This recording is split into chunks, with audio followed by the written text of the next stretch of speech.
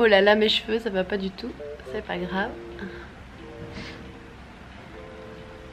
Hi guys, coucou les copains.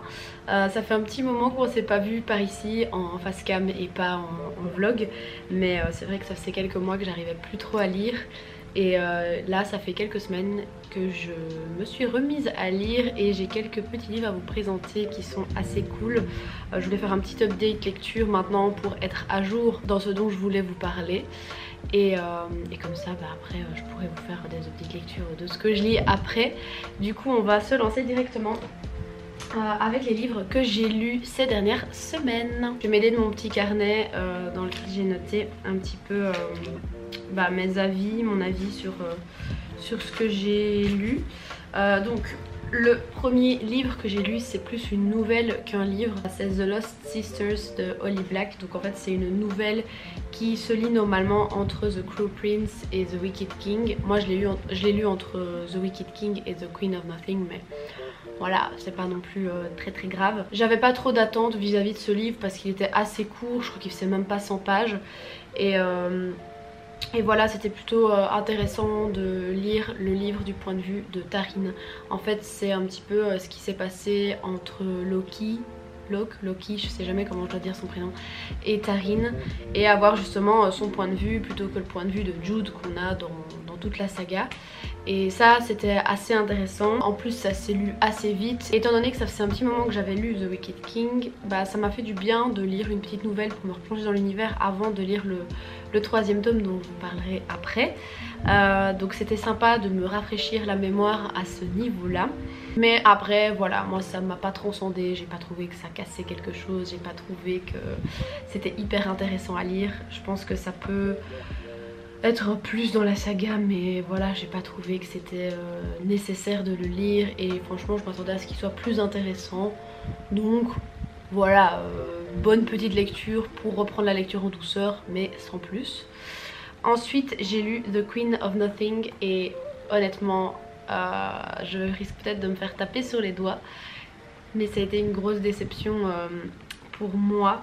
J'avais quand même des attentes à propos de ce livre, mais un peu les mêmes attentes que j'avais vis-à-vis du tome 1 et du tome 2 qui étaient de très bons livres et que j'ai beaucoup aimé.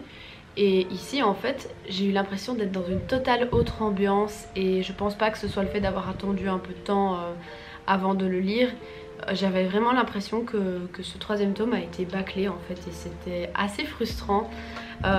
Au début je me disais mais l'histoire elle va démarrer quand, surtout que c'est un petit livre hein, oui je vous le montre pas en fait mais c'est un petit livre, il fait même pas 400 pages je pense, ouais il fait 305 pages et de base j'avais un peu des a priori parce que je me disais en 305 pages Holly Black va conclure une saga et pour moi il restait quand même quelques trucs à résoudre et j'ai eu l'impression vraiment que c'était rushé en fait. Je déteste ce genre de fin, je préfère avoir vraiment un pavé à lire pour la fin d'une saga plutôt qu'un truc qui est bâclé et qui est rushé. Je sais pas si d'autres personnes que moi ont le même ressenti, mais en tout cas je suis hyper frustrée parce que c'est vraiment une saga que j'adorais.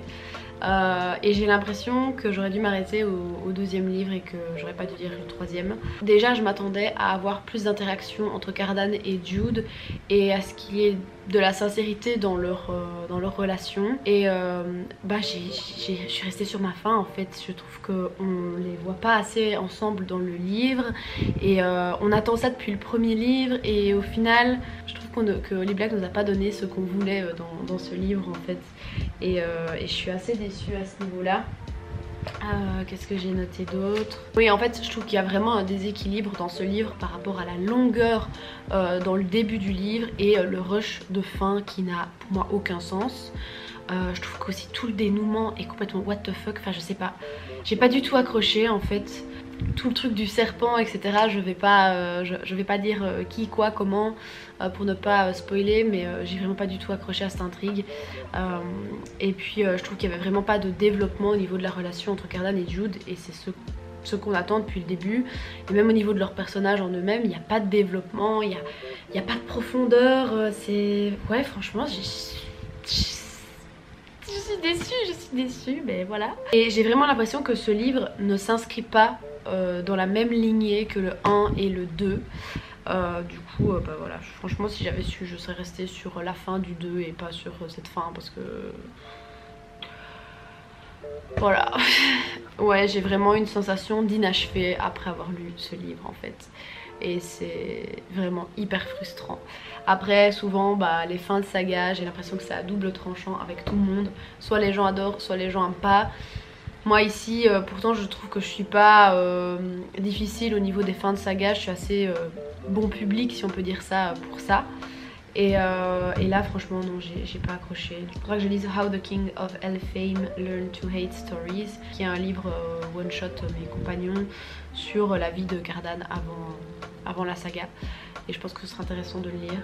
Mais voilà qui conclut cette saga que j'ai adorée, en tout cas pour les 2 premiers tomes. Et je crois que le 3e je vais essayer de le sortir de ma tête et de l'oublier. Voilà. Alors ensuite j'ai lu le tome 2, enfin le volume 2 de L'homme le plus flippé du monde de Théo Grosjean, qui s'appelle Tentative d'adaptation. À savoir que le premier, j'ai vraiment adoré ce roman graphique. J'avais lu le tome 1 je crois l'année dernière qui s'appelait Petite terreur du quotidien, et je me suis vraiment retrouvée dans toutes les anecdotes dont il parle. Et déjà rien que les illustrations, moi j'ai tout de suite accroché à son dessin, etc. Enfin voilà, j'avais vraiment beaucoup aimé le volume 1. Et ici ça a été une super lecture aussi. J'ai vraiment pris du plaisir à lire ce roman graphique. Justement ça m'a permis un peu de me sortir de ma panne de lecture, de lire quelque chose qui était illustré, qui demandait un petit peu moins de réflexion, etc. Le soir je pouvais bien avancer dans le livre, puisque c'est imagé, ça va plus vite d'avancer dans un roman graphique ou dans une BD. Et étant donné que j'arrivais pas à lire à ce moment là, franchement ça m'a fait du bien de lire ça le soir avant de dormir. Après je me suis un petit peu moins reconnue dans celui-ci. Je trouvais que la fin on s'essoufflait peut-être un petit peu, parce que bah, celui-là était tellement bon que j'ai pas pu m'empêcher de trouver celui-là un chouïa moins bon. Mais après c'est peut-être parce que aussi je me suis un peu moins reconnue dedans. En gros Théo Grosjean souffre d'anxiété et il traduit toutes ces petites terreurs du quotidien et tout le stress qui s'accumule en lui quotidiennement pour des petites choses qui n'ont pas forcément d'importance. Et il l'explique en BD sous forme de petites planches de BD. Donc je crois que c'est une page recto verso égale un épisode. D'ailleurs je pense que ce roman graphique a été traduit en série animée sur Canal+, je pense. Je l'ai jamais encore regardé, mais il faudrait peut-être que je m'y mette un jour. J'ai vu sur Instagram qu'il était sur un autre projet de L'homme le plus flippé du monde, mais je pense que c'est au niveau des relations amoureuses. Donc peut-être que ça donnera un petit coup de frais à cette série. Mais voilà, en tout cas c'était une très bonne lecture. J'ai quand même mieux accroché au premier, mais ça n'empêche que ce sont de très bons romans graphiques. Que si vous avez envie de lire un petit truc léger, que vous souffrez d'anxiété ou pas, que vous avez envie de rigoler, bah franchement je vous conseille ces 2 romans graphiques qui sont pépites. Alors on va terminer cette vidéo avec le dernier livre que j'ai lu, qui est un livre que j'ai lu cette semaine, que j'ai fini cette semaine. Et c'est vraiment un livre que j'ai adoré et que j'ai trouvé très poignant et dans lequel je me suis reconnue, même si je ne suis pas coréenne. En gros ce livre c'est une critique de la société coréenne et du patriarcat, du système patriarcal qui régit cette société. On va suivre donc Kim Ji-young, qui est une jeune femme coréenne, et on va suivre toute sa vie qui est pourtant banale. Et cette vie on va la suivre par étapes, donc enfance, adolescence, âge adulte. Et du coup on va suivre vraiment toutes ces étapes de sa vie et tous les problèmes et les inégalités qu'elle va rencontrer dans ces étapes. Je sais que ce livre il est sorti en 2019 et qu'à sa sortie il a fait énormément de bruit et beaucoup de polémiques, surtout en Corée, puisqu'en fait il traduisait des vérités qui font mal à lire, à entendre et à reconnaître, à tel point que les gens en Corée qui l'avaient lu ont été victimes de harcèlement, en tout cas bon nombre d'entre eux. Et c'est triste en fait de voir à quel point un livre comme ça fait polémique en 2019, où la société est censée avoir évolué quand même en 2019. Et au final dans les mœurs aujourd'hui, on est encore toujours au même stade chez certaines personnes. Et en gros, si ce livre a été mal vu aussi à sa sortie, c'est parce qu'en fait il questionne et interroge sur les fondements même de la société dans laquelle l'autrice Cho Nam-joo vit. Et du coup c'est pas seulement exposer toutes les inégalités hommes, femmes et tous les problèmes qui en découlent, mais c'est questionner carrément la racine du pourquoi en fait cette société est régie par le patriarcat et pourquoi cette idéologie là elle est vue comme idéale en Corée en tout cas. Et du coup c'est bien plus profond que ça.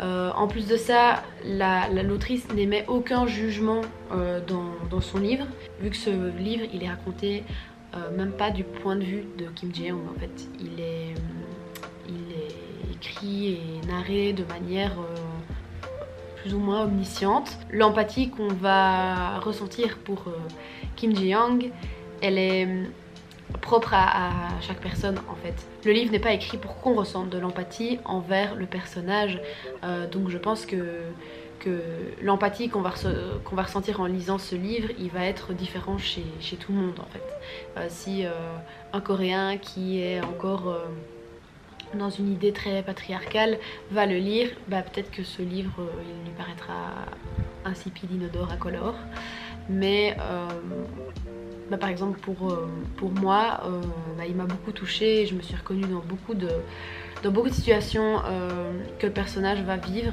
et qui sont injustes. Je pense que beaucoup de femmes coréennes ou pas pourront se reconnaître au moins dans une ou plusieurs situations que Kim Jae-young va vivre dans ce livre. Et c'est ça aussi qui est fort en fait, c'est que même si c'est un livre qui raconte une histoire en Corée, il s'applique à beaucoup d'autres situations et je trouve que c'est du coup un livre qui est beaucoup plus complexe que ce qui ne paraît. Je pense que c'est carrément une histoire sociologique et pas seulement une histoire fictive quoi, parce que c'est pas un livre autobiographique. Je pense avoir lu que l'autrice s'est inspirée du récit et de l'histoire de plusieurs jeunes femmes pour écrire ce livre. Et ça prouve bien à quel point toutes les inégalités qui sont exprimées dans ce livre sont encore actuelles et sont encore beaucoup trop actuelles. En fait, ce livre, il est tellement frustrant parce qu'il est tellement injuste, mais il est tellement vrai que c'est dur de lire ça en se disant que c'est pas fictif et que c'est ce genre de situation et de choses qui arrivent réellement dans la vie. Et moi je trouve que c'est vraiment un livre que tout le monde devrait lire, et c'est le genre de livre qu'on devrait lire en cours parce que c'est vraiment des thématiques qui sont hyper importantes, qui sont abordées. Et dans ce livre, on va vraiment retrouver un sacrifice constant de la femme pour l'homme. On va voir que la femme est toujours au second plan et se met même automatiquement au second plan parce qu'en fait elle a pas le choix de faire autrement, et que même en se mettant au second plan, la vie est déjà très difficile. Le peu de personnes qui veulent contester ou vivre d'une autre manière ou tenter des choses, le peu de femmes qui veut justement sortir de ce schéma-là pour pouvoir peut-être avoir accès à plus de choses et pour pouvoir sortir de cette injustice, et en fait c'est pas possible parce que d'une manière ou d'une autre, elles seront toujours rabaissées et elles vivront toujours des situations qui vont les mettre dans l'embarras ou qui vont les mettre en danger, qui vont devoir les faire renoncer à cette liberté là justement de vivre autrement. Et honnêtement, quand on voit tout ce qui se passe aux US vis-à-vis de l'avortement, c'est pas motivant en fait. Et ce livre il est plus que dans l'air du temps en fait, et je pense qu'il est hyper important d'être lu. Et parfois plus on avance et plus on lit des mauvaises nouvelles comme ça, plus ça donne envie de baisser les bras et de se dire mais la société elle évolue pas, ou alors c'est 5 pas en avant et puis 4 pas en arrière quoi. Et voilà, c'est pas très joyeux de parler de ce livre, mais je pense que c'est vraiment important.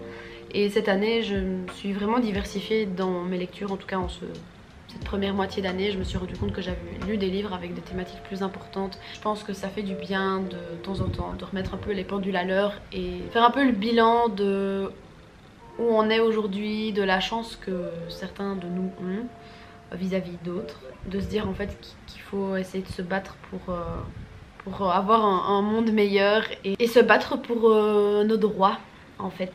Voilà, je ne vais pas m'étaler sur le sujet parce que sinon on pourrait en parler pendant des heures et cette vidéo va pas être très joyeuse. Mais en tout cas, vraiment, lisez ce livre. Moi je l'ai lu en anglais, il était hyper simple à lire en anglais, en plus il est hyper court. Il fait 160 pages, donc franchement ça se lit très très vite. Et je sais qu'il est déjà sorti en français, donc pareil en français il fait genre pas plus que 200 pages, donc c'est un livre qui se lit vraiment rapidement. Et je pense que c'est vraiment important que tout le monde lise ce livre, autant les hommes que les femmes. Donc voilà pour terminer cette vidéo, pour parler d'un sujet un peu plus léger. Je suis en train de lire ACOTAR 4 enfin, mais j'aime beaucoup ce livre et ne vous inquiétez pas, quand je l'aurai fini je vous ferai une vidéo spéciale ACOTAR pour vous faire mon détail et mon avis complet sur la saga et sur chaque livre. Donc j'ai hâte d'avoir lu ce livre pour pouvoir avoir plein de réponses à mes questions et pour le moment en tout cas j'apprécie beaucoup. Donc n'hésitez pas à me faire un retour sur les livres que j'ai présentés aujourd'hui si vous les avez lus. Et n'hésitez pas à me dire aussi si certains des livres que j'ai présentés vous font envie, si vous avez eu le même avis que moi ou pas. Cette chaîne est une safe place, donc sentez-vous libre de donner votre avis tout en restant poli et respectueux, bien sûr. Sur ce, je vous souhaite de belles lectures et je vous dis à la prochaine dans une nouvelle vidéo. Bye!